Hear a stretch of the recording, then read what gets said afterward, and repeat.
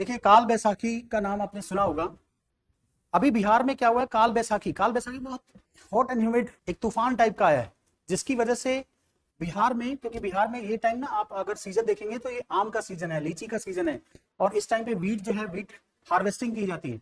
और इस तरह का अगर बहुत तेज तूफान आ रहा है तो ये तूफान क्या करेगा, लीची को भी नुकसान पहुंचाएगा, आम की जो बवरे होती है उनको भी तोड़ गिरा देगा, प्लस वीट को भी खराब करेगा।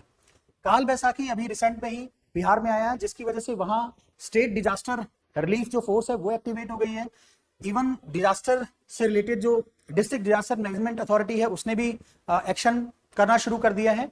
आप देखिए काल बैसाखी का इंपैक्ट क्या है। इस तरह का ये पिक्चर देख रहे हैं आप, इस तरह का तूफान आता है। इसमें इसमें हॉट एंड ह्यूमिड जो एयर होती है वो कन्वेक्शनल राइज होता है। हॉट एंड ह्यूमिड एयर, जैसे मान लीजिए यहाँ टेम्परेचर बढ़ेगा तो उससे क्या होगा, एयर जो है ऊपर राइज करेगी, और टेम्परेचर बढ़ेगा तो उसकी वजह से क्या होगा कि यहाँ पे अगर वाटर बॉडी है सो उससे इवोपरेशन भी होगा।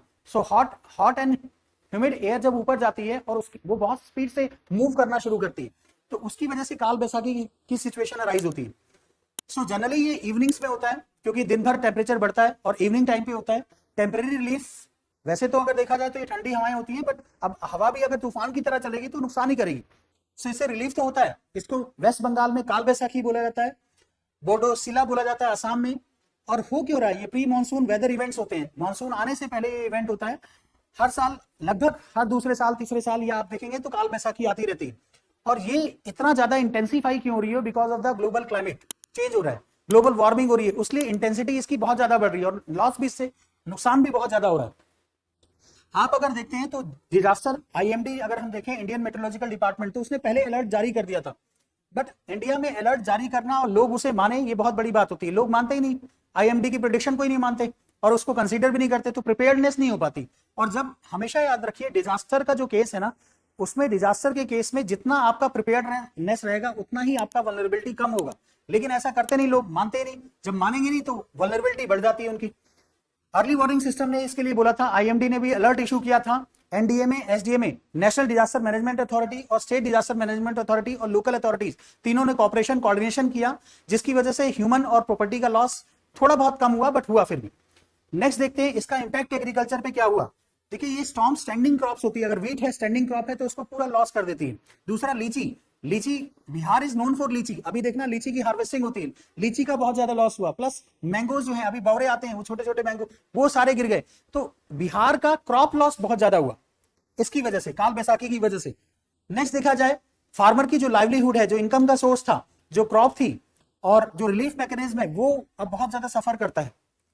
ये काल बैसाखी एक तरह से फार्मर्स पे काल की तरह ही आया, बिहार के फार्मर्स के लिए काल ही बन गया, उनका बहुत ज्यादा इकोनॉमिक लॉस हुआ है। Next, vulnerability and resilience. मैं हमेशा बोलता हूं, आप डिजास्टर को अगर देखेंगे तो हम डिजास्टर को इस तरह से डिफाइन करते हैं, disaster is equal to vulnerability plus hazard divided by capability. ये वल्नरेबिलिटी है और ये हैजार्ड है। हैजार्ड आएगा अगर वल्नरेबिलिटी कम कब हो सकती है, जब हम लोगों को अलर्ट कर दे तो उनकी वल्नरेबिलिटी कम हो सकती है, और या फिर उनकी कैपेबिलिटी को इंक्रीज करें। अगर आप कैपेबिलिटी को इंक्रीज करेंगे तो डिजास्टर का इंपैक्ट कम हो जाएगा। D4 disaster, V4 vulnerability, H4 hazards,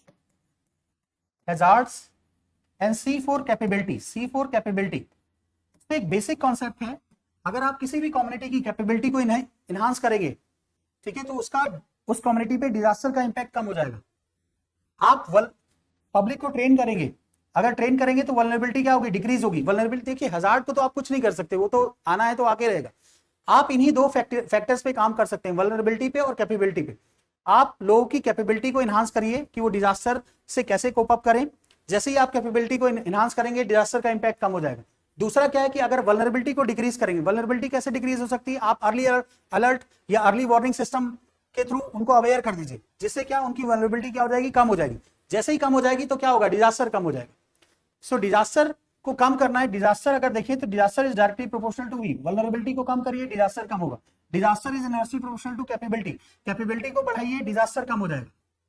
सो इन दो प्रिंसिपल्स पे वर्क करता है। ये पूरा फॉर्मूला ही मैंने आपको बताया डिजास्टर का, disaster is equal to vulnerability plus hazard divided by capability. Hazard को आप कम कैसे कर सकते हैं, उसको भी कम किया जा सकता है। आप ऐसे एरियाज में जहां अर्थक्वेक प्रोन एरियाज हैं या जहां पे आप ग्लोबल वार्मिंग को कम करिए, इनसे क्या कर सकते हैं, हजार्ड की इंटेंसिटी को कम कर सकते हैं। ठीक है, सो ये सारे फैक्टर्स कम तो सबको किया जा सकता है, बट इसके लिए ह्यूमन इंटरवेंशन बहुत जरूरी है। ठीक।